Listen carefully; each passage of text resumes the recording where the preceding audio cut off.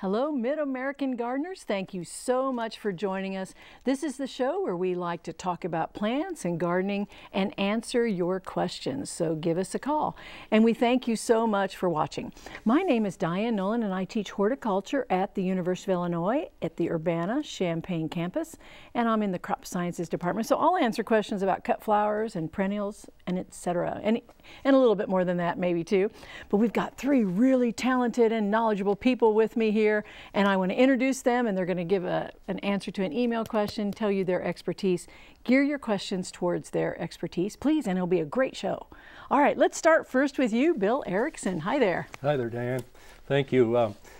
Yes, I'm a landscape architect here in the Champaign area with Prairie View Landscaping, and my specialty is residential landscaping for the most part. So anything that would have to do with your yard and landscaping your yard, I'd be happy to try to answer for you. I've got a question that was sent to us from a viewer in Taylorville, Betty in Taylorville, and she has a plant that she's trying to identify. I don't know if that's on your screen. Yeah, there it is. And at first glance, this appears to be a weed. It's actually a native flower. It's called white avens, and the botanical name is Geum canadensis.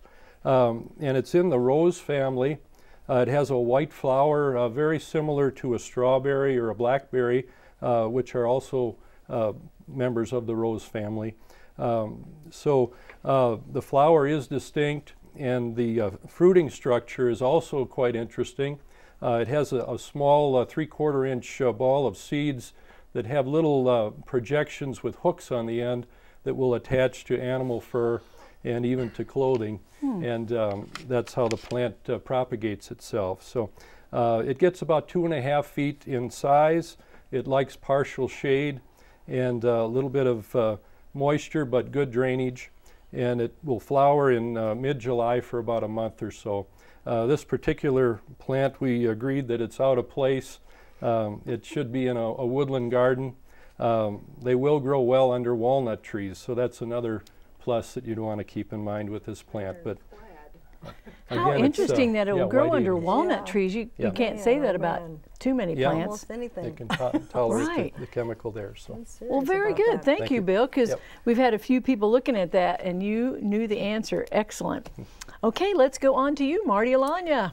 Hi, Diane. It's nice to see you. Good, I am you are Marty here. Alanya. I'm a private landscaper here in the Champaign-Urbana area as well. And someone wrote in about a miniature rose. So they gave them a miniature rose. They got it as a gift. They don't overwater it. They've had it about a month and they don't see any buds. Should I fertilize? Well, I'll tell you what, Kate. If you have a sunny enough window, you'll get some flowers whether you fertilize or not. Fertilizing certainly wouldn't be a bad idea. I would use like a half strength and one that's got high phosphorus in it that will encourage bloom. But also, the miniature rose only has to live in the house until it gets warm enough, because miniature roses do beautifully in the outdoor landscape. And even though you got it in a 4-inch pot, it will get to be probably 30 inches tall and will be pretty much constantly in bloom. They are amazing little flower powers, aren't they? They are incredible. I've got some miniature roses that they're just never out of bloom. And they're very nice and compact, you know, usually taller than they are wide. They don't spread around.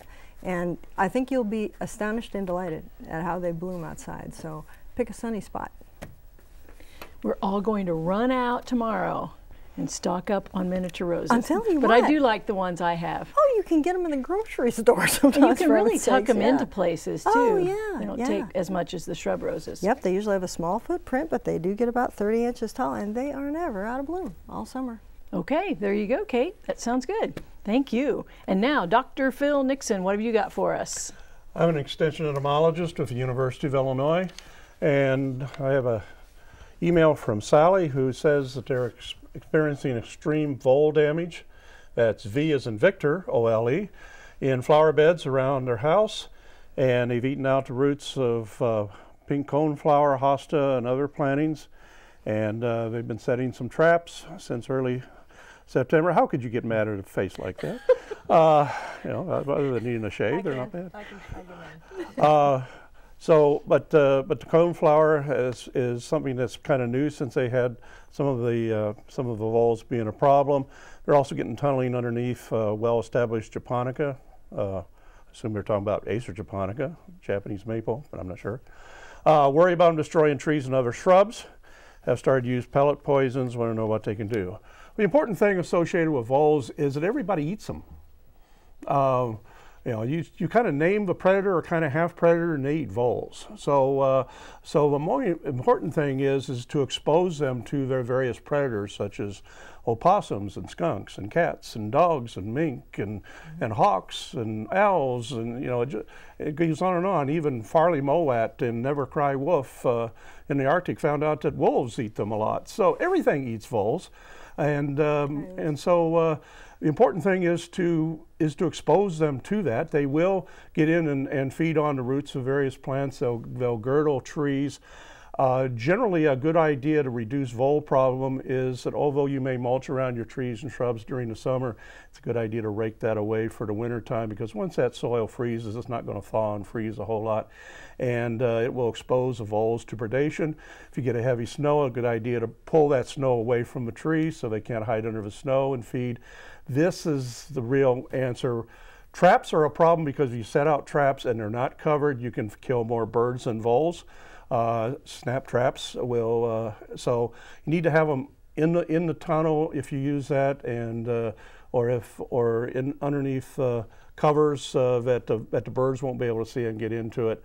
You can put them inside larger PVC pipe, things like that. But generally, just exposing the voles to their natural predators is the best thing. And if we get a lot of snow, and in areas where we're getting a lot of snow, they will get lots of vole runs underneath. It'll look like somebody laid a garden hose out there for the whole winter. But it's going to be, they eat all the grass plant and so on. And you just let those heal up in the spring. They will heal up over very good. There's got to be tremendously nice vole runs underneath that snow in Boston right now. You know, that would be great. Boy. I have to get out there and get some photos. That'd be good. But, you know. Yeah. So exposing the predators, they kind of, they have their own natural enemies. You just utilize them, and it usually takes care of a problem. I want to thank Hal B. was the email address, and he sent a really nice picture of voles. You know, you could see and it was totally exposed. You could see the run, and it was under snow at work, he said.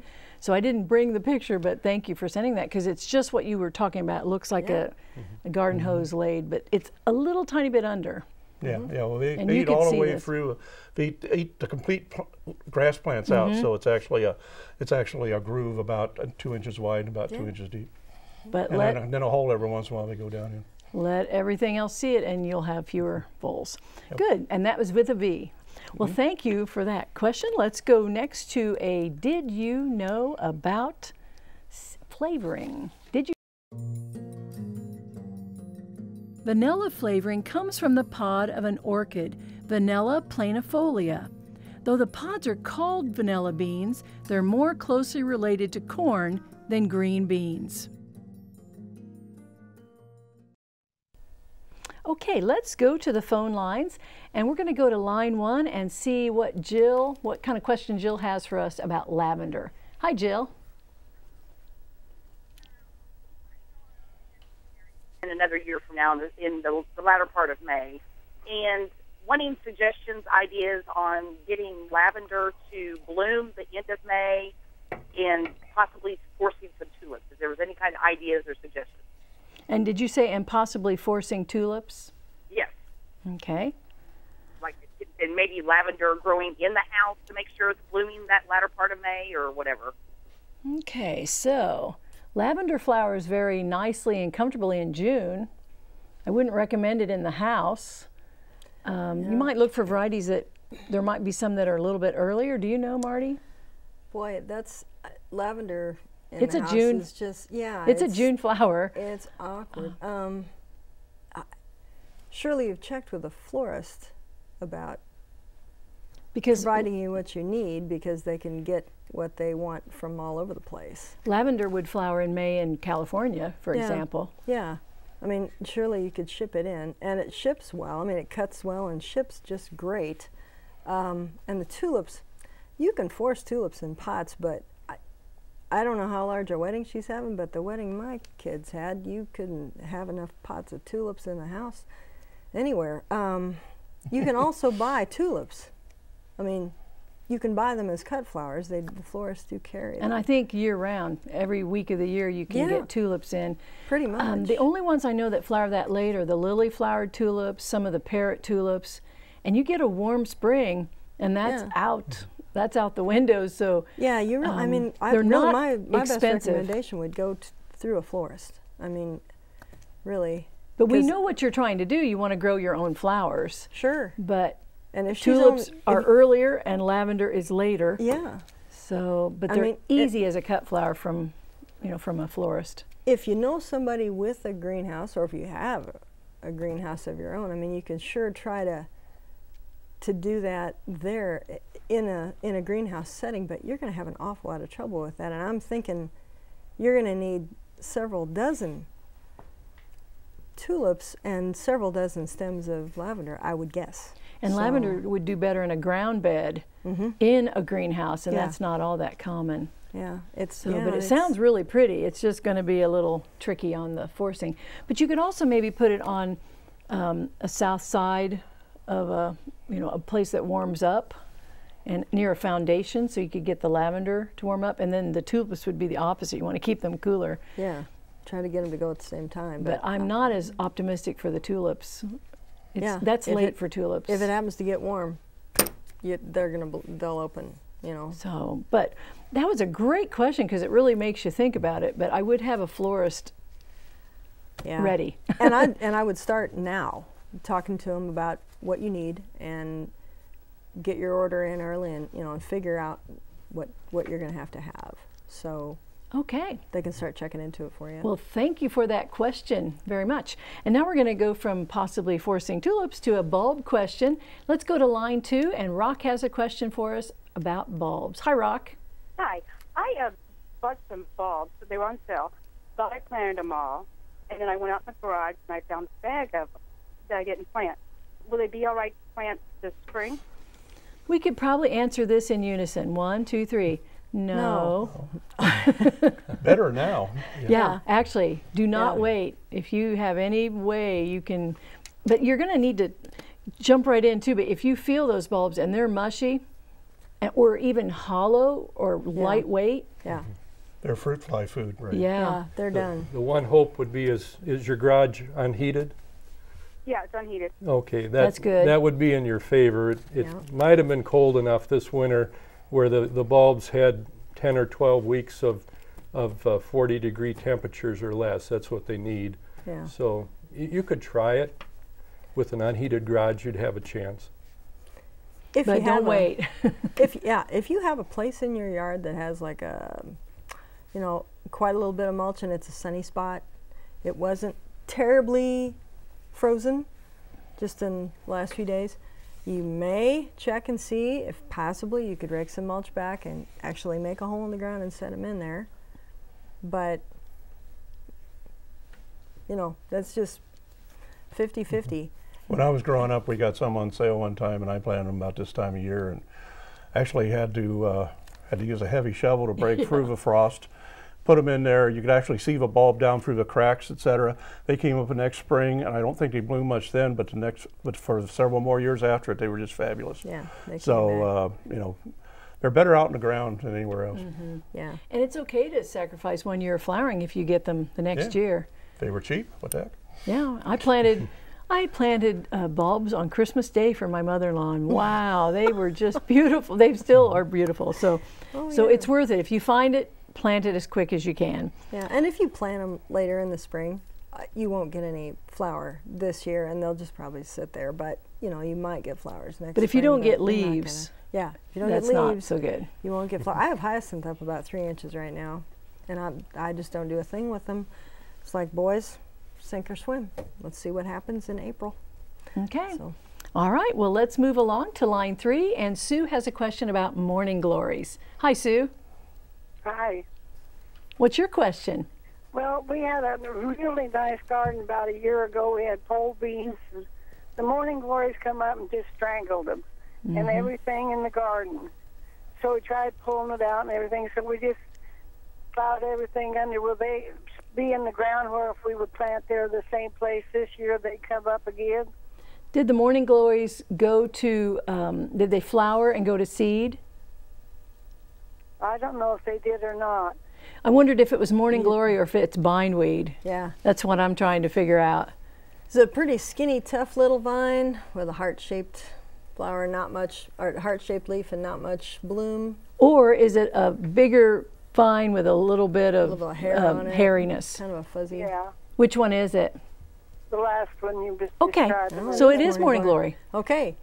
Don't let them In bloom. the garden there again that they've come up with, they just stay in the soil. If they're not perennial, they're only annual. So if they dropped seed, if they've bloomed last year and made seed pods and dropped seed, then you're going to get some more. You're just going to have to be really diligent about pulling them early.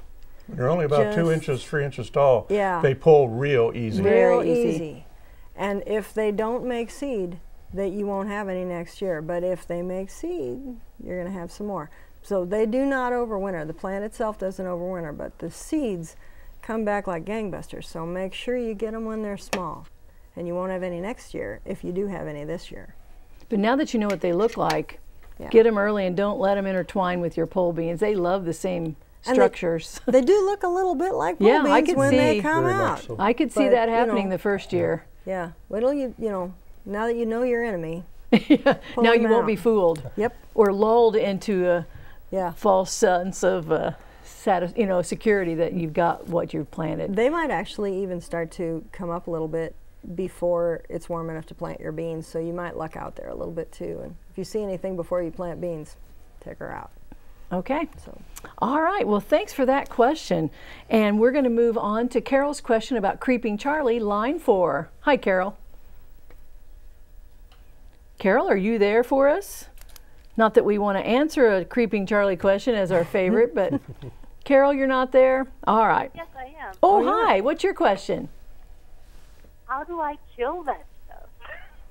It You- is like invading my whole grass area around my garden area. What do I do?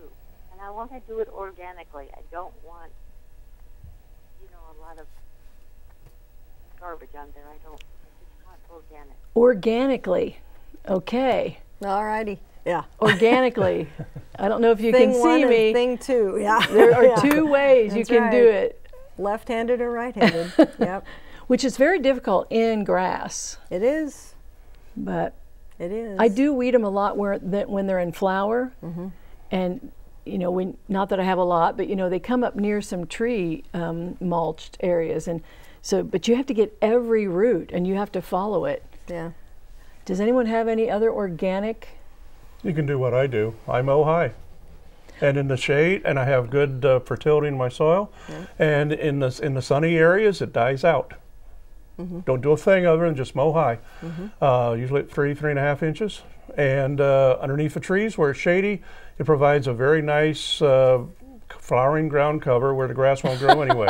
Oh, I like your and attitude. right at the drip line of my fruit trees, the Creeping Charlie stops just like that, and you've got grass. It's amazing. All right, and it was brought in as a ground cover. So And I have them just at the ring of some trees. Yeah. They will grow in for mine because they're not as full, but we mow high, but it Yeah. does come, and so I do weed them around the ring. But you have good attitude. Well, I so- look at it that if I didn't have Creeping Charlie there, I'd have bud or dust. There So what do you Yeah. pick? Well, I have mulch and then grass, so that's well, I'm too lazy to haul them. they do like the mulch. So mow high, and you can smother it around trees where you just put it down, but it will not all of it will be gotten, and then just pull what you. And can't- eventually, as your mulch decays, it'll grow in the mulch. Yes, Yeah, it will. Yeah. And don't pull it and throw it behind you, or it'll take Oh. right off in the lawn. But No, You'll find it growing out of your shoe if you got too remove much it. dirt in it. Don't let it. That's true. And you can't always do everything. The birds. yeah, The birds really help it to be everywhere, so it's not always what you have done. And honeybees love it. Yes. It's great pollen and nectar source. so So there's some organic ideas methods for to you get rid of Creeping Charlie, to which embrace is fun to talk or about. to live with it. Or live with it. There you go. There you go. Which I think she didn't want to, or she wouldn't have called in. Yeah. All right. Well, let's go to a question by Jody, and she's got something about tree roots on line 1. Hi, Jody. Hi. My tree roots are about 12 feet out. I was thinking about covering with mulch. They ruin my lawnmower blades every year. And I was wondering if you have any suggestions. So 12 Okay. feet. Do you know what type of tree it is? They're oak trees. Oak trees, yeah. They're young. They're about 10 years old. And Okay. each year they get further and further out. Yeah. You have to be very careful with oak trees because they have a shallow root system. You can put up to 1 or 2 inches of material over the top of them and they'll be okay, but no more than that. Mulch is much better than soil. It's going to breathe a little more, and you want an oxygen transfer going on there. You don't want to smother the root system of that tree. So be very careful with the amount that you put down, just a little bit. And I suppose that'd be a lot of mulch, though. So you do a little bit of soil, and I was thinking if they were Or you just mulch between the roots, and yeah, because they have a tendency to rise if you put stuff over them. They'll keep coming up. Well, yeah, you'd have to, make it that's a big ring underneath the tree, but then that's an opportunity for a little shade garden and a bench. So, Yep. or a That's bird true. bath. There you go. so maybe a little combination of And that's all of you're this. not mowing that. There's a 1 12-foot ring you're not mowing. That's true. So, Right. Yeah. Okay. One added thing there, keep the bark mulch away from the trunk of the tree a few Exactly. inches. You don't want rodents in there chewing on the tree and other problems that can happen with that. There's the term volcano. People Yeah. that put the mulch up like a volcano up on the tree. Oh Right. my! So you want to have it come the other way. Yeah. It's down by the Actually tree, and better, then I don't know what that's called. Well, it's a mulch ring, Correct. yeah. but it's not a volcano. It's the industry term. Yeah. mulching, Mulching. I don't know what is the non-industry term, but it's mulching without having it up by Passe the- volcano. But, It's already but volcanoes and mulch are a good way to rot the base of your tree out. Yes.